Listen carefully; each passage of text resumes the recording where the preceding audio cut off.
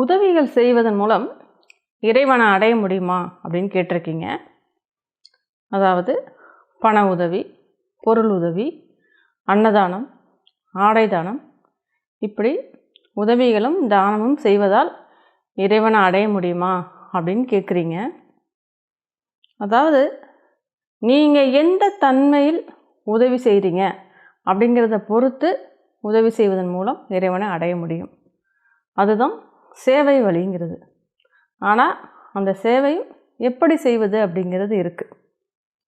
நீங்கள் இப்போ அது உதவி செய்தாலும் சரி, இல்லை அன்னதானம் செய்தாலும் சரி, எந்த உதவி செய்தாலுமே அதை நீங்கள் புகழுக்காக, பெருமைக்காக, போட்டிக்காக செய்கிறீங்க அப்படின்னா அது இன்னும் புதிய கர்மாவை தான் உருவாக்கும். அதை நீங்கள் எந்த புகழும், எந்த பெருமையும், எந்த எதிர்பார்ப்பும் இல்லாத தன்மையில் நீங்கள் உதவி செய்யணும். அப்போ தான் அது உங்களுடைய கர்மாவை அது அப்படியே கரைச்சிட்டே வரும்.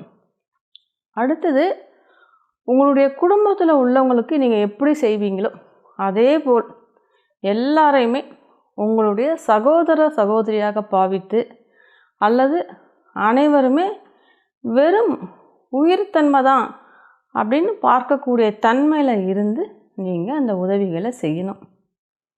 அடுத்தது, நான் உதவி செய்கிறேன், நான் தானம் பண்ணுறேன் அப்படிங்கிற பெருமை இல்லாமல் இந்த உதவி செய்வதற்கு இந்த வாய்ப்பை கொடுத்த இறைவனுக்கு நன்றி அப்படின்னு நன்றி உணர்வோடு அந்த உதவிகளை செய்யணும். அடுத்தது, உங்களுடைய வாழ்க்கையில், உங்களுடைய செயல்பாடில் நீங்கள் எந்த மாற்றமுமே மாற்றிக்கொள்ளாமல், எப்படின்னா ஒரு உதாரணமாக சொல்லணும்னா, நீங்கள் ஒரு கோபப்படக்கூடிய ஒருவராக இருக்கீங்க அப்படின்னா நீங்கள் அதை மாற்றிக்கொள்ளாமல் அந்த தன்மையிலிருந்து தான் உதவி செய்கிறீங்க அப்படின்னா உதவி செய்வதன் மூலம் நீங்கள் பலனை பெற முடியாது.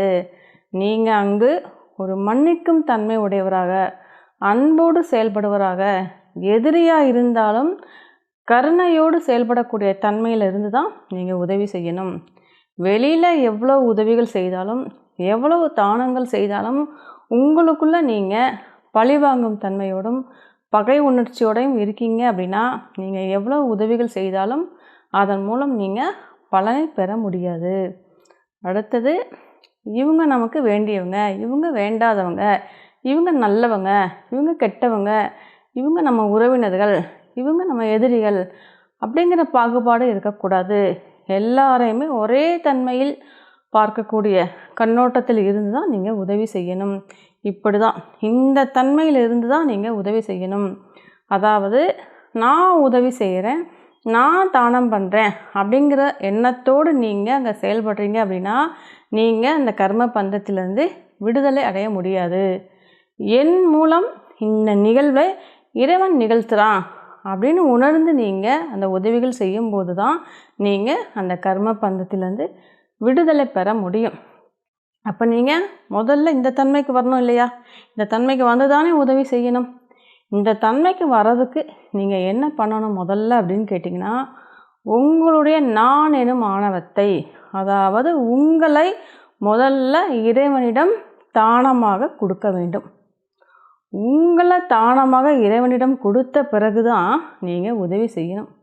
அப்படி உங்களை தானமாக இறைவனிடம் கொடுத்த பிறகு உதவி செய்யும்போது தான் நீங்கள் அங்கு இறைவனோடு கலக்க முடியும், இறைவனோடு லயிக்க முடியும், இறைவனாகவே உருமாற முடியும்னு தெரிஞ்சுக்குங்க. அதனால் முதல்ல உங்களை நீங்கள் இறைவனுக்கு தானம் பண்ணுங்கள். தானம் பண்ணிய பிறகு நீங்கள் தானம் பண்ணுங்கள். அப்போது இறைவனோடு நீங்கள் லயிக்க முடியும், இறைவனோடு ஒன்றிணைய முடியும். அடுத்தது, இங்கு மிக சிறந்த உதவி, சிறந்த தானம் ஒன்று இருக்குது அப்படின்னா அது என்ன அப்படின்னா, நீங்கள் ஆன்மீக புத்தகங்களை படித்து அதில் உள்ளவற்றுக்கு நீங்கள் அர்த்தம் கொடுப்பதோ விளக்கம் கொடுப்பதோ இல்லாமல் நீங்கள் அனுபவபூர்வமாக உணர்ந்து அந்த இறைவனை, அந்த சத்தியத்தை, உங்களுடைய சுயத்தை, அந்த பேரானந்தத்தை நீங்கள் உணர்ந்த பிறகு மற்றவர்களிடம் பகிர்ந்து கொள்வது தான். அப்படி நீங்கள் உணர்ந்த அந்த சத்தியத்தை மற்றவர்களுடன் பகிர்ந்து கொள்ளும்போது நீங்கள் அடைந்த அந்த பேரானந்தத்தை, அந்த இறை ஆனந்தத்தை உங்கள் மூலம் இறைவன் காற்றை போல் எல்லாருக்கும் பரவ செய்கிறான் அப்படிங்கிறத தெரிஞ்சுக்குங்க. நீங்கள் அந்த சத்தியத்தை, அந்த இறைவனை உணர்ந்த பிறகு உங்களுடைய வாழ்க்கையில் ஒவ்வொரு செயலுமே தானமாக மாறிடும்னு தெரிஞ்சுக்குங்க. உங்களுடைய பார்வை, உங்களுடைய பேச்சு, உங்களுடைய செயல்பாடு அனைத்துமே தெய்வீக பரிமாற்றமாக மாறிடும்னு தெரிஞ்சுக்குங்க. அந்த தெய்வீகத்தை, அந்த சத்தியத்தை நீங்கள் உணர்ந்த பிறகு அந்த அனுபவத்தை நீங்கள் மற்றவருடன் பகிர்ந்து கொள்ளும்போது உங்கள் மூலம் இறைவன் மற்றவர்களுடைய வாழ்க்கையும் மாற்றி அமைக்கிறான் அப்படிங்கிறத சரியாக தெரிஞ்சுக்குங்க. உங்களுடைய ஒவ்வொரு இறை அனுபவமும் இறை ஆற்றலாக வெளிப்படும்னு தெரிஞ்சுக்குங்க. அதனால் இங்கே முக்கியமான உதவி, சிறந்த உதவி, சிறந்த தானம் என்ன அப்படின்னா, நீங்கள் உங்களை முழுவதுமாக இறைவனிடம் தானம் பண்ணிவிட்டு அந்த இறைவனாக உருமாறி மற்ற அனைவரும் இறைநிலையை அடைவதற்கு நீங்கள் இறைவனாக வாழ்வது தான். அதுதான் சிறந்த உதவி, சிறந்த தானம் அப்படிங்கிறது தெரிஞ்சுக்குங்க.